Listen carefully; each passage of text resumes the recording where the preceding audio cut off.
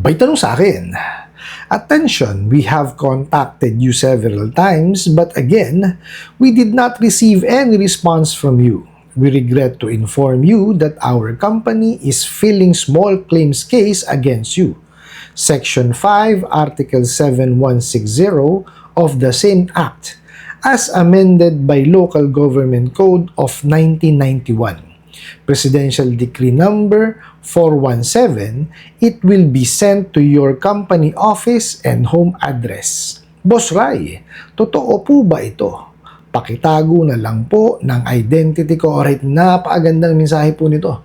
Pero bago ho natin sasagutin, imbitahan ko ho muna sana kayo na pakisuportahan po sana ang aking mga social media accounts sa YouTube, Facebook, and TikTok. Sa video po natin ngayon, alamin po natin kung may katotohanan po na maghahabla daw po ng small claims case itong mga bugo katabusadong online lending apps na to, at may pinagbasihan pa po, yun daw po Section 5 ng Article 7160 at yung Presidential Decree 417. Pero bago ho yan, disclaimer po muna, hindi po ako abogado. Ako po'y maniningil. Lahat po na sinasabi natin sa ating mga video is based on my experience at syempre po sa ating pong pagsasaliksik at pagtatanong sa mga kaibigan po nating abogado. At isa pa po, hindi ko po kinukonsente ang hindi pagbabayad ng utang dahil ang utang ay responsibilidad at obligasyon na dapat po nating bayaran. Ang hindi po ako pabor ay doon sa maling pamamaraan pa utang at maling pamamaraan ng paniningil. Sagutin po natin yung pinadala niyo pong mensahe. So, base po dun sa pinadalang mensahe, we have contacted you several times. But again, we did not receive any response from you. We regret to inform you that our company is filing small claims case against you. Section 5, Article 7160 of the same Act, as amended by Local Government Code of 1991. Presidential Decree Number 417, it will be sent to your company office and home address. Well, nakita nyo naman bakit nyo paniniwalaan? Ay kung ang sinasabi po is feeling. Feeling daw po eh. Oh. Diba? Hindi naman ho siya magpapile feeling. Ba't nyo paniniwalaan? Diba? Kanina sa totoo lang, nung mabasa ko yung mensahe, natawa agad ako eh. Di ba? O bakit ho natin paniniwalaan yan? Hindi naman pala sino magpa-file. Mag-feel ho sila. Taragis itong mga bugo abusadong online lending apps na to. Di ba? May mailagay lang po. Di ba? Tsaka, tingnan nyo. Sige, correct na natin. Mag-file daw sila ng small claims, Dahil daw po, mayroon nung silang pinag-anuhan eh. Ayon daw po ito sa Article 716, Section 5 ng Local Government Code of 1991. Anong kinalaman nun sa small claims? Di po ba? Yung small claims po is pinaigsi. Pinaigsi na nga po ng ating Supreme Court yung proseso po pagka usaping utang o usaping pera. Oh. Bakit anong kinalaman dun sa sa local government code natin? Sige nga po. Diba, wala akong kinalaman yun. Kasi tingnan nyo, yes, it is true. Totoo po na kailangan munang dumaan po ng barangay pagka po yung nagpautang is tao. Yan. At dapat yan nasa isang municipality or isang city sila. Yung nakakasakop, yun po, totoo, kailangan duman sa barangay. Pero hindi po small claims ang kaso dun. Pag-uusapin po yung dalawa para mapag-ayos. Ng kamote itong mga to. Hindi ko maintindihan. May mailagay lang dun sa kanilang mensahe para panakot dun sa kanilang mga kliyente.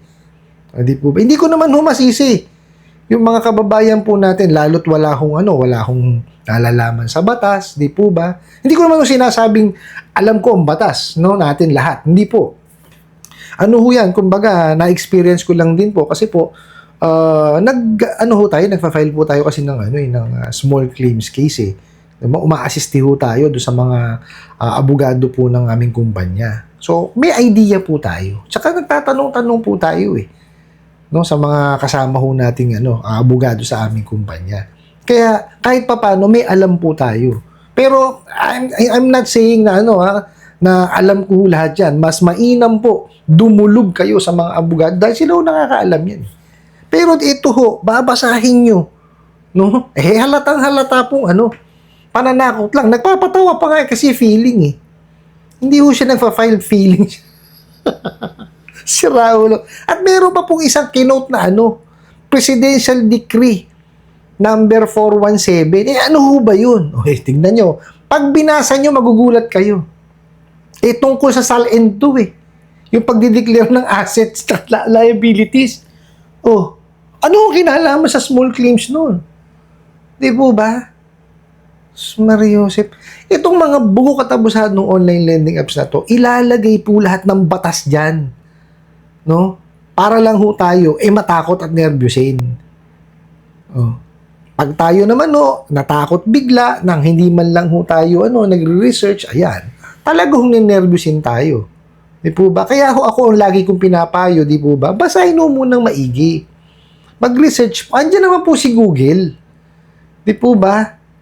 Ngayon ho, libre naman eh. Di ba? Kailangan may load lang naman tayo na data.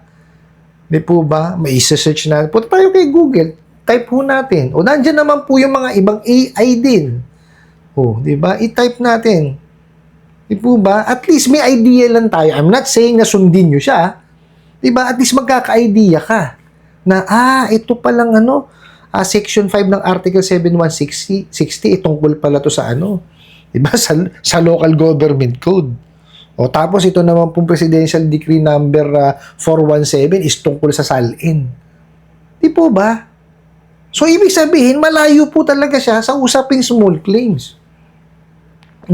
Tsaka, bakit ho yung katatakutan yung small claims? Pag-uusapin lang din naman ho kayo doon. Di po ba? Una po yan, mediation. Pag wala nangyari sa mediation, ayan, si judge na po ang makikialam dyan. Tsaka bago humapunta yan doon, dapat ho, na-exhaust muna ho lahat ng pamamaraan ng paniningil. Ibig sabihin ho, ginawa talaga nilang lahat. Hindi ho yung kagaya ng ginagawa nila na ginagawan lahat yung pananakot. Hindi ho ganun. Ang usapin po dito is paniningil. Okay, ibig sabihin, makakakuha ka sa kanya ng bayad. Hindi. Yung ginagawa nila, makakakuha na nervyos. Katatakot itong mga bugok na to. Di ho ba? Manong kamustahin mo yung kliyente mo? Ba nangyari? Di ba? Ano ba may tutulong namin sa'yo? Ito, latagan kita. Meron kaming ganito, ganyan. Yun yung pamamaraan ng paniningil eh. Kung walang mangyari sa ganun, di puntahan nyo sa bahay, mag-usap kayo. Kung ayaw sumagot sa tawag tsaka sa mensahe. Kasi may mga ganyan po talagang kliyente. May mga ganyan po talagang tao na pag alam nilang wala silang hawak pang pera, ayaw nila sumagot sa tawag. Huwag kong ganun.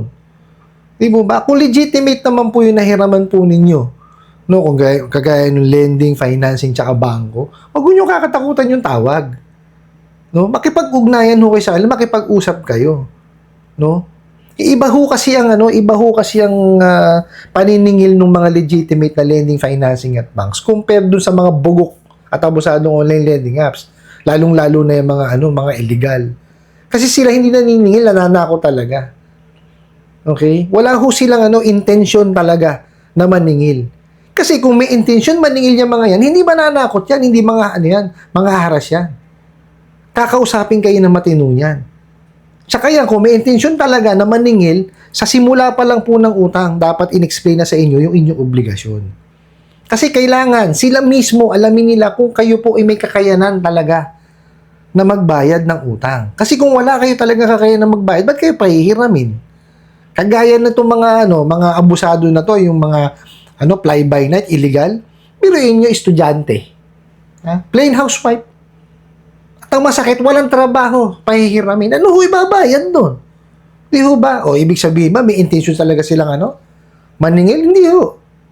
Ang intention lang talaga niyan is hugasan po yung kanilang pera.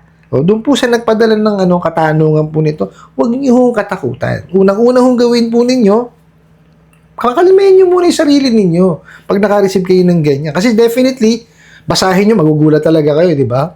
Pakalmayin nyo lang sarili ninyo. Tsaka nyo i-research. No? Magtanong-tanong tayo. Kung meron ho kayo sa opisina ninyong abogado, o di magtanong ho kayo. Kahit paano maliliwanagan ho kayo dito. Ano po? I hope nasagot ko po itong katanungan na to at sana po'y makatulong. Maraming salamat po sa inyong walang sawang pagsuporta at panonood sa aking mga video. Maraming salamat po sa inyong pag-like, pag-share, pag-comment at pagtatanong. And kunin ko na rin po itong opportunity na to na imbitahan po sana kayo. Napakisuportahan po sana ang aking mga social media accounts sa YouTube, Facebook and TikTok. Hanggang sa muli po. Yun lang.